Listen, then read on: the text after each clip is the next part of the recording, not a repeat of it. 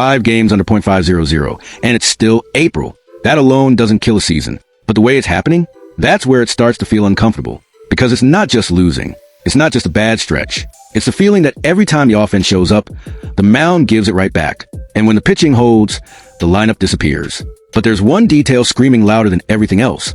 The rotation, outside of 2 names, simply doesn't sustain a team that wants to play in October. And there's no mystery here.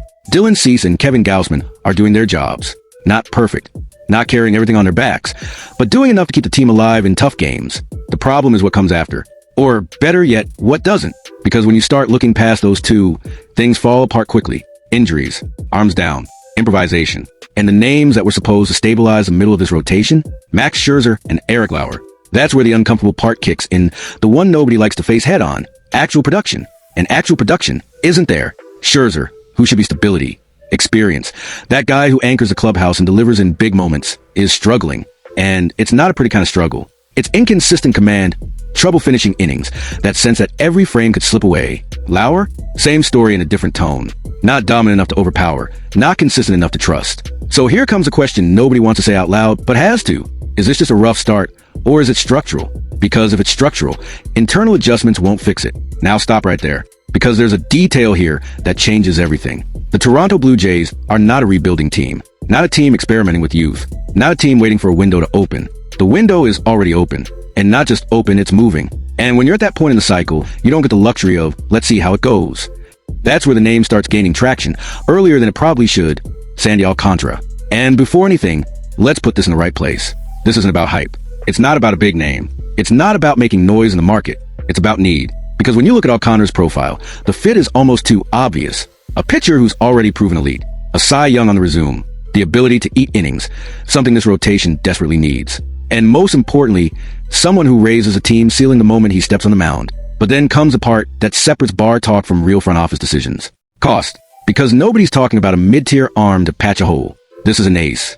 An ace's cost. Even with control only through next season, he's still a high-value asset. A year and a half of a pitcher at that level, healthy, competitive, completely changes the dynamics of a contender. And the Miami Marlins know it. Actually, they know it too well. For the past 2 years, the issue hasn't been lack of interest. It's been the price. A price that, honestly, felt more like a message than a real negotiation. Like, we don't want to trade him. But now the context shifts. Alcantara coming off Tommy John, yes, but closing 2025 strong. Opening 2026 with a 3.06 ERA and a 1.05 whip through his first 5 starts. That's not just a return, that's a statement. And that's where the math gets dangerous for teams that need pitching. Because the more he proves he's healthy, the higher the price climbs. Then you start hearing the names that don't end the conversation. Trey Yesovich, untouchable. JoJo Parker, untouchable. Arjun Nimala, untouchable. And that makes sense. Because giving up the absolute top of your system for a year and a half, even for an ace, can compromise the future in a way that's hard to justify.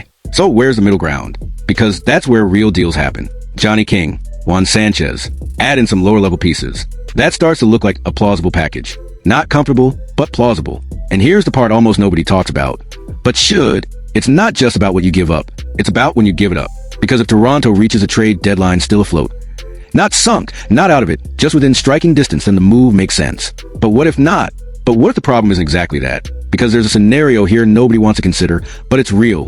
What if the rotation isn't the only issue? Because the offense has already shown inconsistency. Injuries have played a role.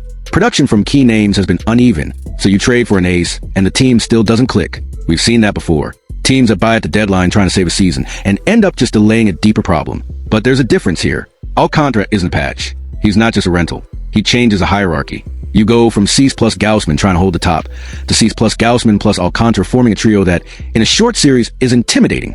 And October, at the end of the day, is about that. 3 games. For games. Short bursts. Whoever controls the mound survives. That's where the logic starts to make sense even with the risk.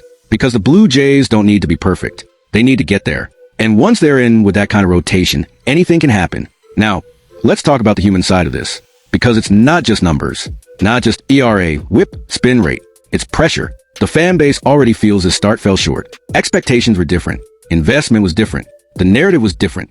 And when you combine that with an overworked bullpen and unstable rotation, the mood shifts quickly. The clubhouse feels it. The players feel it. And a big move isn't just technical. It's a message. It says, we still believe. And whether you like it or not, that matters. But it also raises the stakes. Because the moment you bring in someone like Alcantara, there are no more excuses. The bar goes up, the pressure goes up, and any slip turns into a crisis. Now step back for a second, because there's another layer that complicates everything. The market. Toronto won't be alone in this. Not even close. Every contender with rotation issues will be looking at the same name. And when multiple teams get involved, the price stops being rational. It becomes an auction. And auctions rarely favor the buyer. So the question stops being, is it worth it? And becomes, how far is too far? Because there's always a line. Always. And crossing that line can cost years of development. But not crossing it can cause a season that's already slipping. And that's where teams get stuck in that middle ground that destroys competitive windows. Not all in, not rebuilding. Just stuck. And nobody wants that. Now look at the full picture. An unstable rotation beyond two names. A bullpen being pushed past its ideal workload. An inconsistent offense dealing with injuries and uneven performance. Division rivals that won't wait for you to figure out. And a market that might offer exactly the solution you need at a painful price. The summary is simple. Brutal. If you trade for Alcantara, you gain ceiling. You lose future depth. If you don't, you keep your system. You risk wasting the window. There's no perfect choice here. There never was. And that's what makes this decision so heavy. Because in the end, it's not about who the better pitcher is. It's about where the franchise is right now. And the Blue Jays moment doesn't feel like patience. It feels like controlled urgency. That kind of urgency that doesn't panic, but also doesn't sit still watching the season slip away. And that's where the final question starts to take shape. It's not if they go after him. It's when and how much they're willing to pay. Because if the team stays alive until the deadline, this stops being speculation. It becomes real pressure.